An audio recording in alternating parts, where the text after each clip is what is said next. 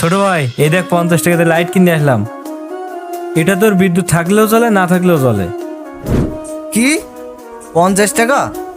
এই বাল তোমার 50 টাকায় কিনা দেবে? এই ব্যাটারির বাল তো মার্কেটে 700-800 টাকা দাম, তোমার 50 টাকায় কিরাম দিলে? ওরা দুই ভাই গল্প করতেছে এখন। আরে এটা তো মার্কেটে পুরাতন বাল্ব, ওরা রিপেয়ার করে বিক্রি করতেছে, তাই 50 টাকা দিয়েছে। আরে এদের দুইবার গল্প যে কখন শেষ হবে? তারপরেও 50 টাকায় বিক্রি করে কি লাভ হবে? আরে ওদের লাভ লস দেখি কি আমাদের লাভ আছে? আমাদের দরকার আলো। হ্যাঁ হ্যাঁ হ্যাঁ, এবার ভাল লাগাচ্ছে ভাল লাগাচ্ছে। এইটা কারেন্ট থাকলেও চলে বাল্ব, না থাকলেও চলে, আমাদের ঘর আলোকিত হলেও হচ্ছে। 50 টাকার বাল আর কয়দিনই বা চলবে না, ওই 2-1 দিন চলি নষ্টই যাবে না। তুই লাইনে থাক, ওদের ভাল লাগানো হয়ে গেছে। আরে না, তুই যা ভাবছিস তা না, ভালোই চলবে নি। চল ভাত খেয়ে আসি, আয়। ওই দেখ ওরা ফোন রেখে খাতে যাচ্ছে, ওই যে ফোনটা আছে ওটা জুম কর আরেকটু, ওইছে আরেকটু। এবার ঠিক আছে, আমি ওটিপি পাঠাচ্ছি।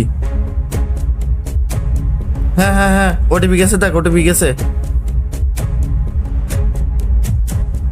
হ্যাঁ ওটিপি বল। ডান।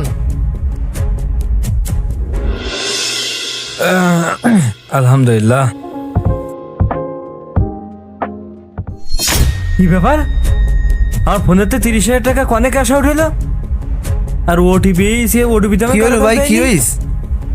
আর আমার ফোনে 30,000 টাকা ছিল, সে টাকা দেখছি নেই। কই দেখি, আমার কাছে দাও। ফোনে দেখতেছি 30,000 টাকা ক্যাশ আউট করা, আবার ওটিপি এইছে। তুমি কি কারো কাছে ওটিপি দিছো? না তো, আমি কারো কাছে ওটিপি দেইনি, আমি তো ফোনে রেখে গেলাম।